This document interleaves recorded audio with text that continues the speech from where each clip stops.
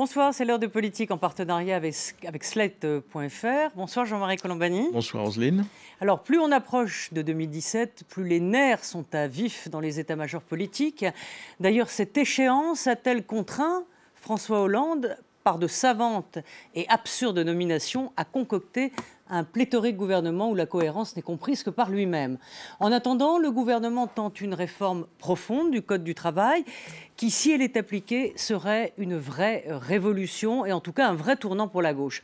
Et puis, ce serait une pierre aussi lancée dans le jardin de la droite qui a peu réformé sur le terrain social. La droite, on en parlera avec les primaires, bien sûr, qui arrivent, et puis, bien sûr, les ennuis judiciaires de Nicolas Sarkozy. Pour en parler, nos invités, je vous les présente, Jean-Louis Bourlange, ancien député européen centriste, bonsoir. Bonsoir. Et Philippe Tesson, bonsoir, éditorialiste. Alors, cette semaine a été difficile pour François Hollande aussi, mais pour Nicolas Sarkozy, qui a été mis en examen pour des financements illégaux de comptes de campagne. On écoute le sujet de Laure Wagner et on en reparle. La route vers 2017 n'est pas un long fleuve tranquille pour Nicolas Sarkozy. Sur son chemin, les obstacles se dressent les uns après les autres. Dernière en date, sa mise en examen ce mardi pour financement illégal de sa campagne de 2012. Chez les Républicains, on ne se presse pas pour prendre sa défense, à l'image de Jean-François Copé qui, lui, a échappé à une mise en examen dans l'affaire Big Malion la semaine dernière. L'ancien secrétaire général de l'UMP a annoncé dans la foulée sa candidature à la primaire de la droite dimanche soir. Une revanche personnelle et un pied de nez à son ancien mentor. Je crois que je suis prêt et que je trouvais très hypocrite de retarder inutilement, alors même que est arrivé, vous l'avez rappelé, lundi dernier, la décision des juges sur cette triste affaire Big Malion, dans laquelle je n'ai cessé de dire mon innocence. Des magistrats qui ont dit qu'ils ne me mettaient pas en examen. Ça a été une épée de Damoclès qui a disparu. Parce que jamais je n'aurais imaginé d'être candidat si j'étais mis en examen. Son plus grand rival dans la course à la primaire, Alain Juppé, a été plus courtois en lui adressant un tweet de soutien dès l'annonce de sa mise en examen. Le maire de Bordeaux peut se le permettre, car il engrange les ralliements à sa candidature et fait la course en tête dans les sondages, loin devant l'ancien président. Et c'est bien là le principal obstacle pour Nicolas Sarkozy, sa cote de popularité qui ne cesse de s'éroder depuis son retour en politique. En début d'année 2015, 37% des Français estimaient que Nicolas Sarkozy ferait un bon président de la République. Aujourd'hui, exactement un an plus tard, il est à 25%. Donc il a perdu en un an un tiers de ses soutiens. Enfin, la multiplication des candidatures à droite n'arrange pas non plus les affaires du patron des Républicains, qui espérait rassembler le parti autour de sa personne et s'imposer comme candidat naturel à droite. À ce jour, avec Jean-François Copé, ils sont désormais 7 candidats officiels sur la ligne de départ, tous plus déterminés les uns que les autres. Voilà, donc certains disent que ça sent la fin de règne pour François Hollande et pour Nicolas Sarkozy, ça sent un petit peu le cramé. Philippe Tesson, après cette mise en examen, comment peut-il tenir, comme le titre d'ailleurs un journal ce matin, est-ce que Nicolas Sarkozy, d'après vous, est fini ou c'est juste, on va dire, une station sur son chemin de croix? Bon, vous savez, il tient depuis 4 ans. Et après tout, par les temps qui courent, contre toute raison, on peut tenir très très longtemps. Puis enfin, il y a un examen. Oui, c'est pas rien. Je crois même qu'on peut être mis en examen et en même temps être candidat à une fonction, n'est-ce pas? Je crois, juridiquement. Non, on n'est pas condamné, donc il n'y a aucune raison qu'on soit interdit de... Absolument. Alors laissons-lui à son profit, laissons-lui le bénéfice du doute. Il n'est pas un débutant dans ce genre d'exercice, exercice de défense et de justification de soi-même. On ne sait pas encore quel crime il a réellement commis, s'il en a commis. Beaucoup de fort, Philippe. Moi, j'aime bien littérairement, ça a un sens. Puis ça lui va assez bien. Je le trouve très à l'aise dans ce genre d'exercice. D'ailleurs, il a, je crois, encore aujourd'hui exprimé la confiance qu'il il a en soi-même, en lui-même et dans les juges. Et puis tant de choses peuvent se... Non, mais j'ai l'air de plaisanter, mais c'est un peu vrai. Je relativise. Nous avons quand même l'habitude de ce genre de scénario. Il sait jouer.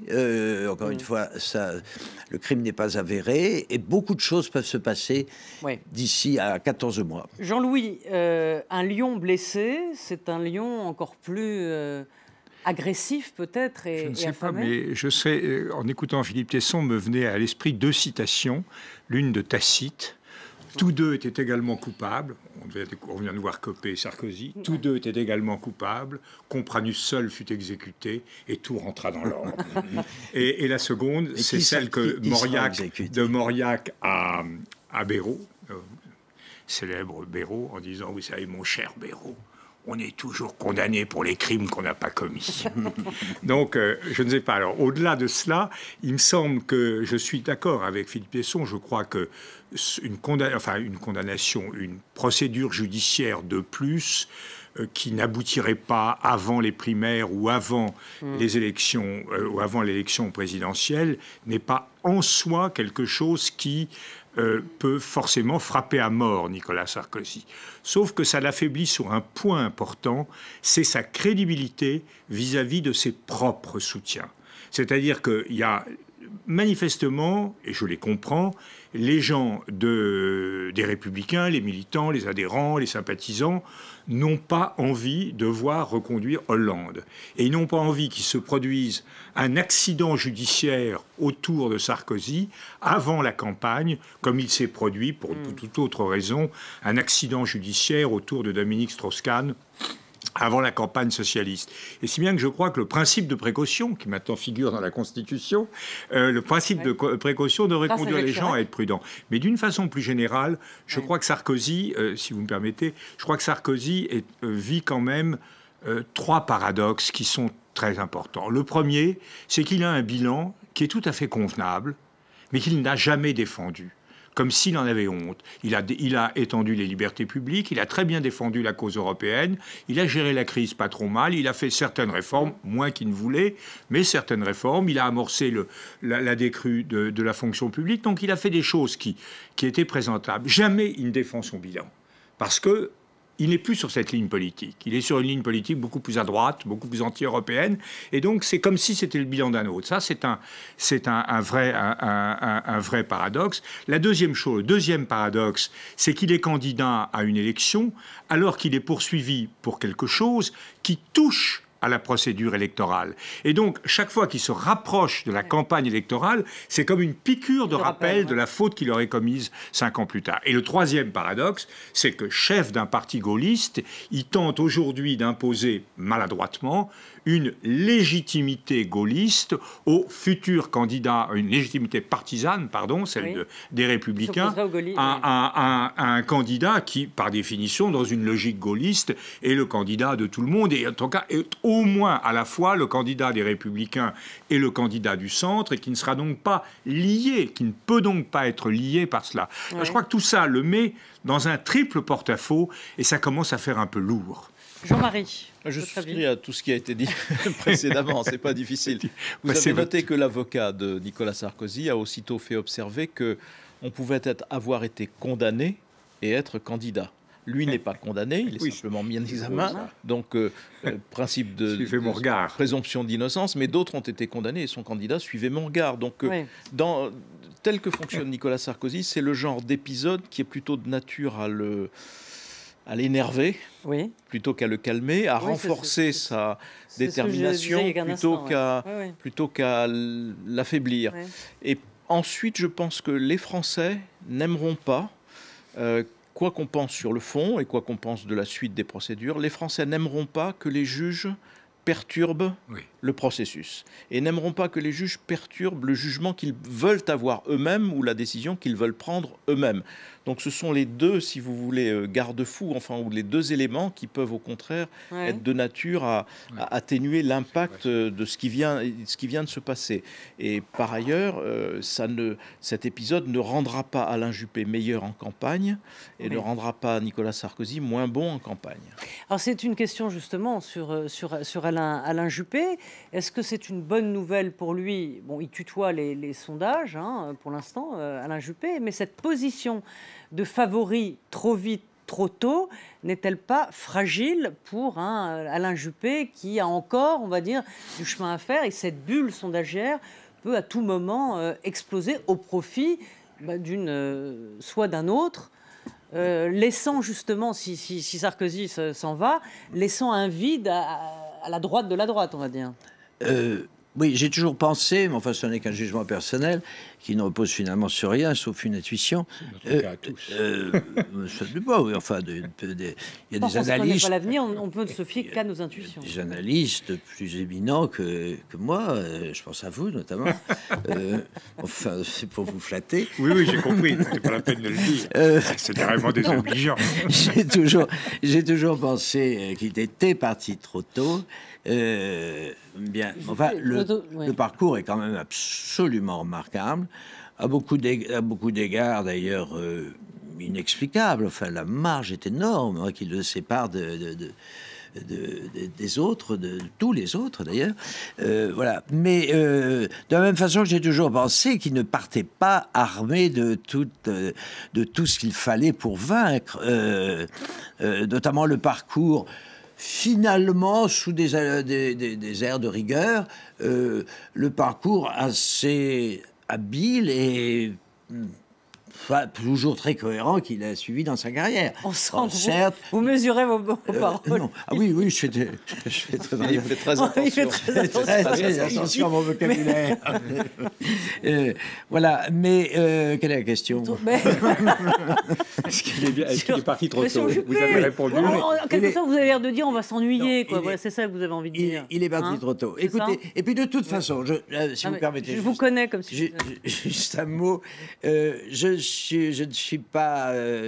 ne suis pas très objectif du fait que j'entre mal dans le problème des primaires, car je suis hostile à la primaire. Oui. Alors, on va revenir aux primaires. Et j'espère qu'on y reviendra. On va y revenir parce que c'est un sujet intéressant, mais juste un mot sur ce qui fait la position d'Alain Juppé aujourd'hui, qui doit assez peu à lui-même. Alain Juppé est le produit d'une situation. Cette situation est d'une limpidité et d'une simplicité biblique. Tout le problème est de savoir si elle peut perdurer. La simplicité est la suivante. Une majorité de Français ne veut pas reconduire François Hollande. Une même majorité de Français ne veut pas réélire Nicolas Sarkozy. Il a eu sa chance, ça a été son tour, il a fait ses preuves, ça a été jugé insuffisant, donc on ne veut pas le... Et quant à François Hollande, il y a un jugement aujourd'hui qui est très sévère, sans doute à mes yeux beaucoup trop sévère sur ce qu'il fait. On verra à la fin où il en est. Et donc, celui qui vous garantit, vous, électeurs de droite, et du centre, qui voulez absolument battre François Hollande, celui qui vous garantit que vous pouvez remporter le succès, c'est Alain Juppé. Parce que Alain Juppé, écarte l'incertitude qui pourrait être liée à une candidature Nicolas Sarkozy, qui ne fait pas le plein des voix comme Alain Juppé peut le faire, et ensuite il bat sans coup férir François Hollande. Donc il est une carte d'assurance, si vous voulez, tout risque.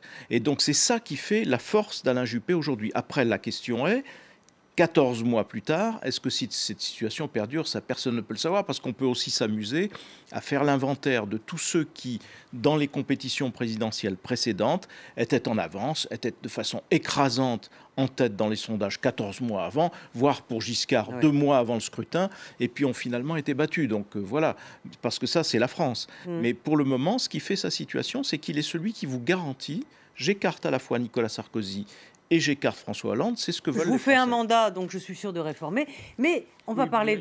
Il y a quand même des choses plus... C'est tout à fait exact ce que dit Jean-Marie, mais il y a quand même quelque chose un créneau particulier d'Alain Juppé sur lequel on peut réfléchir. Les Français sont à la fois jugés comme très conservateurs, très hostiles aux réformes, très immobilistes. En même temps, on voit que ça change. On voit que les réformateurs du gouvernement, comme Macron, on le vent en poupe. Donc, il y a une volonté de rue. Et puis, par ailleurs, on proclame à droite, sous toutes les formes, la volonté d'une rupture. Il faut tout changer. Après les élections régionales, on disait le FN nous oblige à tout changer. Alors, moi, je posais la question. Tout, c'est-à-dire tout changer. Personne n'est jamais allé plus loin que tout changer. Et je crois que Juppé, c'est exactement le pari inverse. C'est l'idée qu'en profondeur, si les Français sont honnêtes avec eux-mêmes, ils veulent une grande part de continuité, mais ils ont compris que dans le monde dans lequel on est, il faut faire un certain nombre de changements, des changements qu'aurait pu faire François Hollande s'il avait eu du courage, de la persévérance et autre chose que des calculs politiciens. Mais Juppé, c'est la continuité. C'est le changement dosé, le changement mesuré, le changement que les Français sont prêts à vouloir. En vérité, c'est l'évolution telle que les Français sont prêts à l'accepter. Seulement, il n'est pas du tout sûr, et c'est ça le problème du Juppé, que les Français acceptent de voir, comme dirait Oscar Wilde, de reconnaître leur image dans ce miroir. Parce que les Français, c'est un peuple qui se veut héroïque, qui se veut grandiose, qui se veut et qui dit il faut tout changer, tout bouleverser. Ça a été le succès de Sarkozy. Mais en réalité, c'est une épreuve de vérité. Balladur avait fait la même chose. Ça ne lui a pas réussi, pour d'autres raisons peut-être, mais ça ne lui a pas réussi. Ce discours réaliste, qui dit voilà, il y a vraiment des choses qui ne vont pas dans le pays et que je vais m'attacher à résoudre, c'est quelque chose qui demande, qui fait appel à une assez grande maturité de la part du peuple français. C'est le candidat qui a le courage de ne pas faire rêver. C'est difficile. C'est exactement le mot d'ordre de Georges Pompidou dans sa campagne, le changement dans la continuité. C'est exactement le mot à mot de Georges Pompidou. C'est pas grisant. Non. On a été trop grisé, vous savez. C'est pas grisant. D'ailleurs, à ce propos, je voudrais dire, je reviens sur le problème des... 30 secondes, Philippe, après... Ah bon mais il y a un flash d'information. On a terminé dans 30 secondes. Terminé le début. On reprendra après. Même. Donc, je reviens au problème des primaires. Sur quoi vous préférez qu'on y vienne plus tard? Oui, parce qu'il nous reste 30 secondes. Oui. On va clore je voudrais simplement dire, si vous le permettez un peu développer, que les primaires n'ont pas le même sens du point de vue socialiste et du point de vue pour ce qui concerne la gauche à droite. C'est une épreuve d'ordre plus psychologique qu'idéologique. C'est ça que je veux dire. Il n'y a pas d'enjeu idéologique pour les primaires de droite. Vous avez raison. Et on va en parler dans cette deuxième partie, je vous promets. C'était prévu. Un flash d'information et on se retrouve juste après. Merci.